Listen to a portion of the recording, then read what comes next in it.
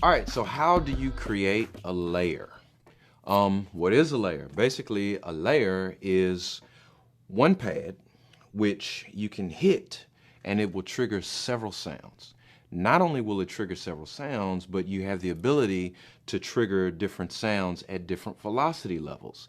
That is, if I hit the pad softly, I trigger one sample. If I hit it medium, I trigger a different sample. If I hit it hard, I trigger a third sample. If I hit it a little harder, I trigger a different sample, all the way up to 16 samples. 16 layers you can have, and you can have those different layers live at different velocities.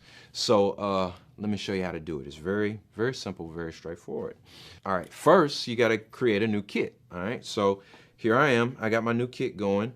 I'm in kit mode, and I'm going to hit my new soft key, and there's my new kit.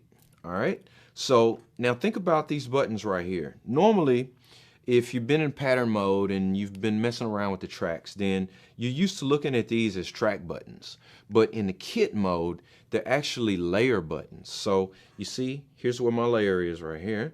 And if I hit these different buttons, I can quickly and easily go to the next layer. So, you know, real nice workflow thing as far as you going to the next layer and being able to get there quickly, and you can quickly see what's on each layer. So let's listen to these layers as I'm building them, right?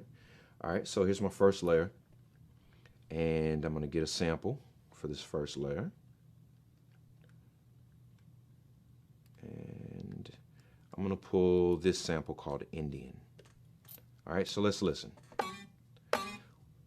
Whichever pad is highlighted is the pad that it's gonna play back on, and whichever button is selected, that's going to be a layer. So let's go to the second layer, and now let's add another one, another sample. Now notice when I add this second sample, Indian 2, it's in a different pitch, in a different octave, but they both play together from the same pad. All right? So how do you do your velocities? Let me show you. All right, so I'm gonna go back to layer 1, and you wanna come down here to your more key, and you wanna tap it until you get all the way out to something called start velocity and end velocity. It'll look like start VEL, end VEL. This is basically how loud you have to tap the pad in order to trigger the particular sample that's on that pad. Remember, we're on layer 1, and we're on the C pad, right? So your start velocity is the softest sound at which you can trigger that pad, which is 0. The full range is 0 to 127. So we see that we've got 0 to 127, which means that in any one of those velocities, 0 through 127, which is the full range, we're going to trigger this pad. So right now, it has no velocity sensitivity. It will not be triggered. It'll be triggered the same with a low sound as it will with a loud sound, right? But we got 2 layers in there. So how do we make these layers overlap? We want to set it up so that this first sample, Indian 1, starts from 0 and goes up to some place, and then the second layer picks up, it might overlap, and then it goes all the way up to 127. How do we do it? Simple. Let's just go to the first layer, and let's take that layer to go from 0, which is the soft, up to about half of that. I'm gonna bring it up to about 60, 70, right? And then we're gonna go to the second layer, and we're gonna start the start velocity, or set the start velocity, right around the same place. Let's have it overlap a little bit. Say 64.